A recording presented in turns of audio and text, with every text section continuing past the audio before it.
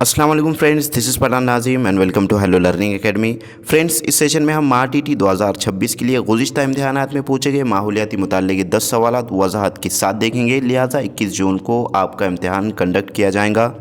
इसी को मद्देनज़र रखते हुए हेलो लर्निंग एकेडमी पर न्यू बैच स्टार्ट की गई हैं, जिसमें आपको डेली लाइव लेक्चर्स मिलेंगे। और अगर से आपका लाइव लेक्चर मिस हो जाता है तो रिकॉर्डेड फॉर्मेट में अवेलेबल रहेगा। उसी के साथ तमाम मज़ामीन के PDF नोट्स आपको दिए जाएंगे।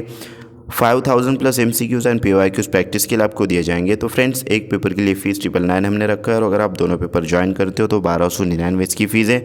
अगर आप इंटरेस्टेड हो तो अभी जाकर प्ले स्टोर से हेलो लर्निंग एकेडमी एप्लीकेशन को डाउनलोड कीजिए और वहाँ से आप कोर्स ज्वाइन कर सकते हो। अदरवाइज़ अगर से आपको कोई इंक्वायरी करनी हो तो नीचे दिए गए नंबर पर व्हाट्सअप या कॉन्टैक्ट कर सकते हो। तो फ्रेंड्स, वक्त को ज़ाया ना करते हो, चलते हम क्वेश्चन की तरफ। क्वेश्चन है, जेल में दिए गए महाराष्ट्र के अजला के ग्रोह में से कौन सा ग्रोह मध्य प्रदेश के सरहद से मुत्तसिल है, यानी कि मध्य प्रदेश बॉर्डर पर आता है। इस तरीके से क्वेश्चन पूछा गया है।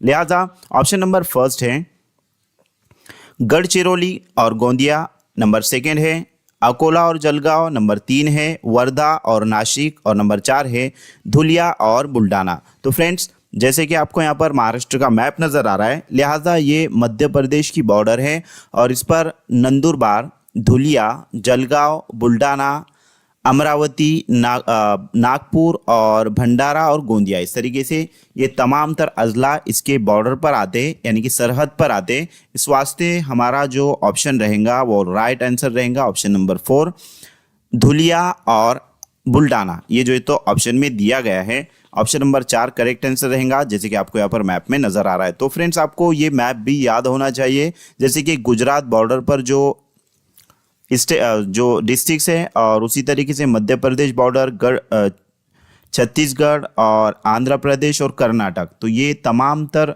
महाराष्ट्र के बॉर्डर पर कौन कौन से डिस्ट्रिक्ट जो है तो महाराष्ट्र के हैं, कर्नाटक में कौन से है, आंध्र प्रदेश, छत्तीसगढ़ और उसी तरीके से मध्य प्रदेश और गुजरात। तो फ्रेंड्स, गुज़िश्ता के एग्जाम में जो है तो गुजरात से रिलेटेड भी क्वेश्चन पूछा गया है, तो इस बार भी चांसेस है कि ये क्वेश्चन रिपीट होगा और ये छत्तीसगढ़ से रिलेटेड आ सकता है या फिर आंध्र प्रदेश या कर्नाटक से रिलेटेड भी पूछा जा सकता है। नेक्स्ट क्वेश्चन की तरफ बढ़ते, अगला सवाल है कि दर्ज झेल में से कौन सा जानदार मछलियों के ग्रोह में शामिल नहीं है। नंबर 1 डॉग फिश, नंबर 2 तारा मछली, नंबर 3 इलेक्ट्रिक रे और नंबर 4 फ्लाइंग फिश। तो फ्रेंड्स, जैसे कि आपको यहाँ पर नजर आ रहा है कि तारा मछली हमारा जो तो राइट आंसर रहेगा ऑप्शन नंबर 2। क्यों जो है तो तारा मछली जानदार, यानी कि मछलियों में उसका शुमार नहीं है, लिहाजा ये कांटेदार जिल्द वाला जानदार है, मछली नहीं है। बाकी सब यानी कि dog fish, electric ray, flag fish सब मछलियों के अकसाम है। जैसे कि आपको यहाँ पर नजर आ रहा है, ये जो है तो डॉग फिश है, उसी तरीके से फ्लैग फिश है और ये इलेक्ट्रिक रे है। लेकिन तारा मछली ये जो है तो कांटेदार जिल्द वाला जानदार है, ये मछली नहीं है। ऑप्शन नंबर यहाँ पर जो है तो 2 करेक्ट आंसर रहेगा। नेक्स्ट क्वेश्चन की तरफ बढ़ते, अगला सवाल है कि दर्ज झेल में से वायरस से पैदा होने वाली बीमारियों की जोड़ी कौन सी है। नंबर 1 यरखान तिब्दिक, नंबर 2 तिब्दिक टाइफाइड, नंबर 3 रैबीज और टाइफाइड, और नंबर 4 यरखान और रैबीज। तो फ्रेंड्स, कौन सी बीमारी जो है तो वायरस से पैदा होने वाली है, उसका सही जोड़ी, सही मुतबादिल मुंतखब करना है। लिहाजा option number right answer, option number last जो है तो राइट आंसर रहेगा। यरखान और रैबीज ये वायरस के जरिए होने वाली बीमारियां हैं। कुत्ते के काटने से जो है तो मर्ज होता है, उसे रैबीज कहा जाता है। और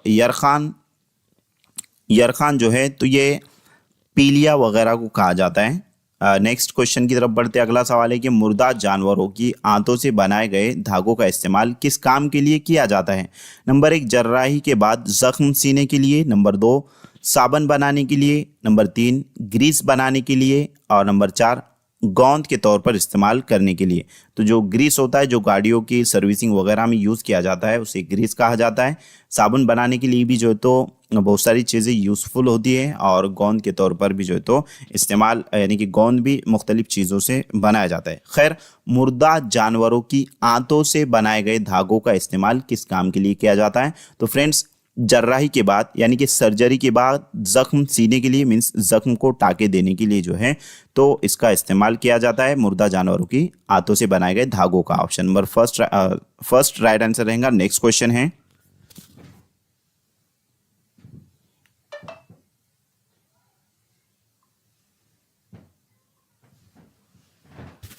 कि इंसानी जिस्म को तहफ़्फ़ुज़ फराहम करने वाले और मुंज़बित करने वाले ग़िज़ाई अज्जा दर्ज झेल में से कौन से है? नंबर 1 विटामिन और प्रोटीन, नंबर 2 प्रोटीन और नमकियात, नंबर 3 विटामिन और नमकियात और नंबर 4 चर्बी और नमकियात। तो फ्रेंड्स इस क्वेश्चन का राइट आंसर रहेगा ऑप्शन नंबर 3 विटामिन और नमकियात जो है तो इंसानी जिस्म को तहफ़्फ़ुज़ फराहम करने वाले, मुंज़बित करने वाले ग़िज़ाई अज्जा हैं।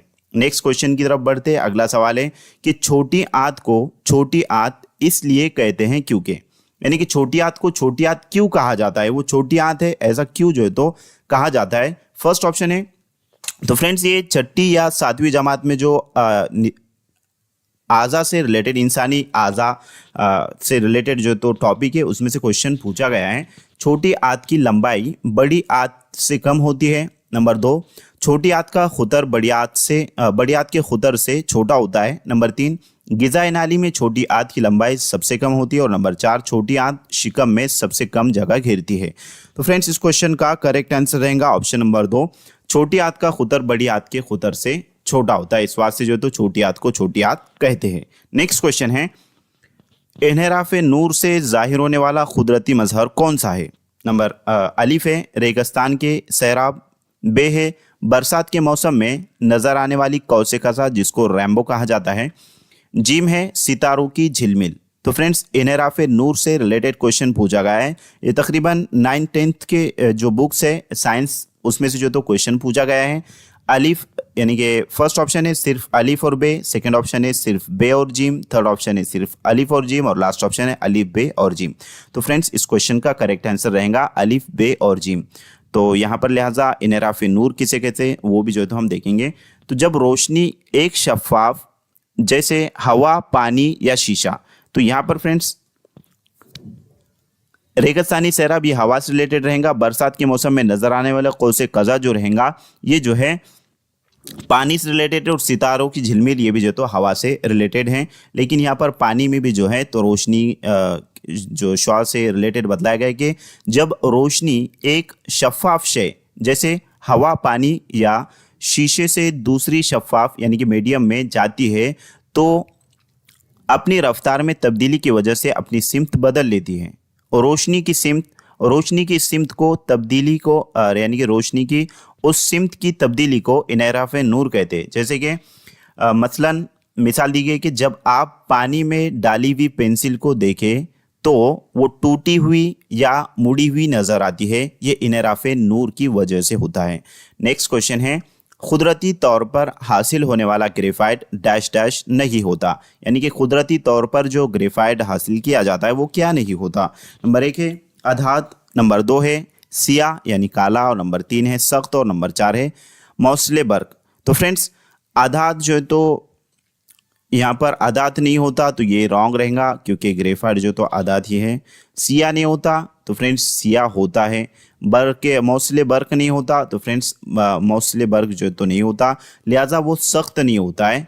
ग्रेफाइट जो हासिल किया जाता है कुदरती तौर पर वो सख्त नहीं होता। ऑप्शन नंबर 3 करेक्ट आंसर रहेगा। नेक्स्ट क्वेश्चन है कि झेल में दिए गए सबब और नतीजे को मद्देनजर रखते हुए सही मुतबादिल का इंतखाब कीजिए। सबब है अलिफ पानी एक मुरक्कब है और नतीजे में बे है पानी की खुसूसियत हाइड्रोजन और ऑक्सीजन की खुसूसियत से मुख्तलिफ होती है।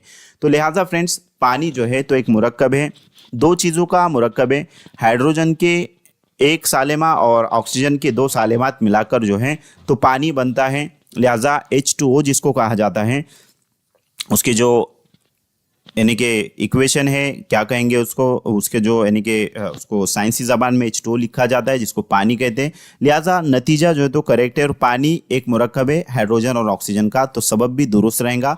तो फ्रेंड्स इसके अकॉर्डिंग यानी कि अलिफ और बे दोनों सही है, तो इसके अकॉर्डिंग कौन सा जो है तो जवाब दुरुस्त रहेगा आपको कमेंट बॉक्स में कमेंट करना है। नेक्स्ट क्वेश्चन है कि माहौली निज़ाम में ग़िज़ाई जंजीर के हयात बख्श अज्जा एक ग़िज़ाई सतह से दूसरी ग़िज़ाई सतह में मुंतकिल करने वाला मुतबादिल कौन सा है? अलिफ है दीमक, बे है नंबर 1 है दीमक, नंबर 2 है हशरात, नंबर 3 है फपून और नंबर 4 है शेलफिश। तो फ्रेंड्स माहौली निज़ाम में ग़िज़ाई जंजीर के हयात बख्श अज्जा एक ग़िज़ाई सतह से दूसरी ग़िज़ाई सतह में मुंतकिल करने वाला जो मुतबादिल है वो फपूंद है। फपूंद जो है तो सड़े गले जो मादे होते हैं, जो चीज़ें होती हैं उसको फपूंद लग जाती है और फपूंद उसको जो है तो मिट्टी में कन्वर्ट कर देता है, यानी कि मिला देता है, जो कि खाद वगैरह में तब्दील हो जाता है, यानी कि एक गिजाई सतह से दूसरी गिजाई सतह में वो मुंतकिल हो जाती है। और वो जो खाद होती है फ्रेंड्स, वो पेड़ पौधों के लिए कारआमद होती है। और जो पेड़ पौधे होते हैं फिर उसके पत्ते, यानी कि वो जड़ों के ज़रिए नमकियात हासिल करते, और उसमें जो है तो वो खाद वगैरह भी इंक्लूड होती है, और उस तरीके से नशोनुमा पाते हैं। यानी कि पेड़ पौधे जब नशोनुमा पाते हैं तो फिर से जो है तो ग़िज़ाई ज़ंजीर का जो प्रोसेस है वो स्टार्ट होता है कि पेड़ पौधों पर चिड़िया वगैरह आती है, वो उसको खाती है, पत्ते वगैरह खाती है। फिर जो है तो चिड़िया वगैरह को सांप खाएगा, और सांप को जो है तो गीदड़ वगैरह जो होते हैं गिद्ध कहते हैं। तो इस तरीके से ये ग़िज़ाई ज़ंजीर है। तो यहाँ पर option number last third right answer रहेगा। तो फ्रेंड्स, मैं उम्मीद करता हूँ कि आपको तमाम तर क्वेश्चन अच्छे से समझ में आए होंगे। लिहाजा किसी का कोई डाउट है तो ज़रूर कमेंट बॉक्स में कमेंट कीजिए, और महा टीटी से रिलेटेड जो भी आपका क्वेश्चन है तो आप क्वेश्चन कर सकते हो। मिलते हैं आप नेक्स्ट टाइम नेक्स्ट वीडियो में। आज के लिए इतना काफ़ी है। Thank you for watching and listening my video. Thank you very much Indeed for your cooperation and have a nice day.